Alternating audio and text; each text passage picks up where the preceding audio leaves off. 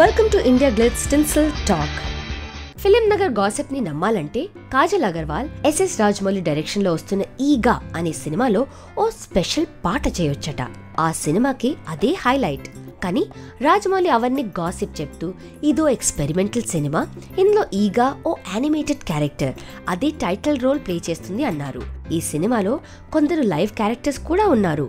అయితే మంచి ఇమేజ్ ఉన్న టాప్ ఆర్టిస్ట్స్ లేకుండా దీన్ని ఓ సక్సెస్ఫుల్ సినిమా చేయాలని డైరెక్టర్ ఓ ఛాలెంజ్ తీసుకున్నారట.